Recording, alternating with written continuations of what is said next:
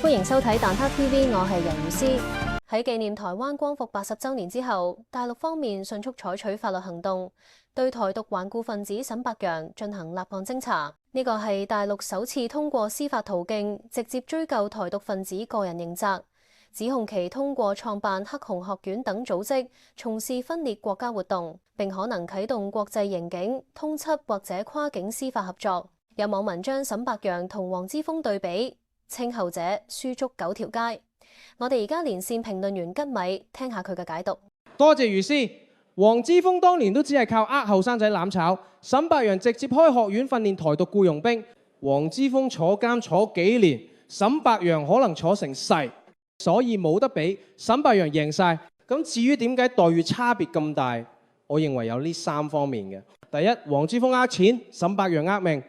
沈伯洋創辦嘅黑熊學院個名聽起上嚟好霸氣，實際上係臭名昭著嘅台獨組織，本質上係半軍事化嘅培訓基地，俾外界解讀為賴清德儲備影子軍隊。黃之鋒最多係捲走香港眾志2000幾萬港元，沈伯洋嘅黑熊學院攞夠6億新台幣，大約1.4億港元，唔係教急救，而係教游擊戰、爆破同情報搜集。佢目標係訓練300萬黑熊勇士。等台灣後生仔做台獨炮灰，呢招唔係騙財，係要命啊！第二，黃之鋒只不過係攬美英大髀，沈伯洋直接就係美國養嘅股。黃之鋒最多係接西方 NGO 稅銀，沈伯洋直頭係美國在台協會 AIT 養嘅股，背後仲有一條清晰嘅分裂產業鏈。有消息顯示，黑熊學院唔止同台灣國防安全研究院關係曖昧，仲直接接受美國在台協會 AIT 嘅資助。其中部分資金甚至打入沈伯洋個人賬戶。沈伯洋成立的黑熊學院不止被曝拿美國國際開發總署及索羅斯基金會5700多萬資金，還打着抗中保台名號賣一堆超貴物品。網友痛罵黑熊學院不能保護你嗎？這麼抗中還會害怕被抓，又憑什麼叫百姓上戰場？他走到很多國家，他都會忐忑不安，會害怕，因為你不曉得那些國家會不會對你下手。民進黨很多政治人物平常島內裏面耀武揚威的，出去就不是這副模樣。沈伯洋，這只是我們台灣一句話，半夜吹口哨壯膽。沈伯洋真正背後的靠山，美國的左派嘛，也是民主黨。但是問題現在民主黨看起來被川普鬥得很，根本沒時間去管沈伯洋的事情。所以我覺得沈伯洋今天他的害怕是其來有自。狂喊抗中保台的沈伯洋，恐怕沒想到平常喊得這麼大聲，如今卻搞到自己連出境恐怕都要屁屁剉。從受美國國會邀請作證，到使用美軍認知戰劇本，散播武統謠言，沈伯洋嘅紅皮之下，實為印有星條旗嘅西裝，連綠營內部都批評佢把抗中當提款機。既盼台灣人嘅錢，又向美國遞交業績。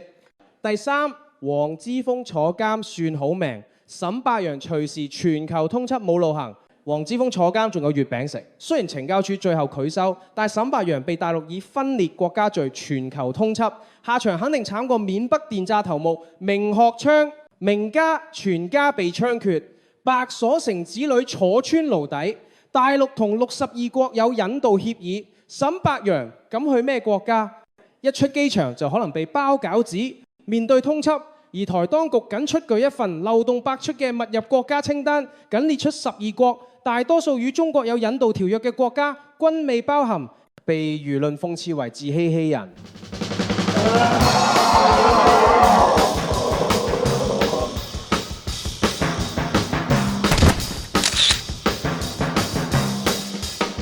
睇透沈伯洋呢場台獨生意經好簡單，佢同黃之鋒一樣，都係用年輕人嘅熱血換自己嘅政治籌碼以及荷包真金白銀。分別在於黃之鋒都係呃你上街，沈伯洋就呃你上戰場。你今日同沈伯洋影張 selfie， 聽日就可能係通緝令上嘅同黨證據。互聯網有記憶㗎，中國嘅 AI 識別技術又咁勁，邊有人走得甩？從黃之鋒到沈伯洋，劇本何其相似，佢哋口口聲聲為自由而戰，實則將追隨者推向絕路，犧牲嘅永遠係天真熱血嘅年輕人，獲利嘅永遠係幕後操盤手。唯一唔同嘅係呢一次，法律之網已經殺向全球，呢個亦都向所有人發出明確信號：台獨冇出路，任何分裂行徑都會付出沉重代價。蛋撻 TV， 我哋下次見。蛋撻 TV 有意思，同你笑住傾時事，開心 share 一齊睇，食住花生俾個 like。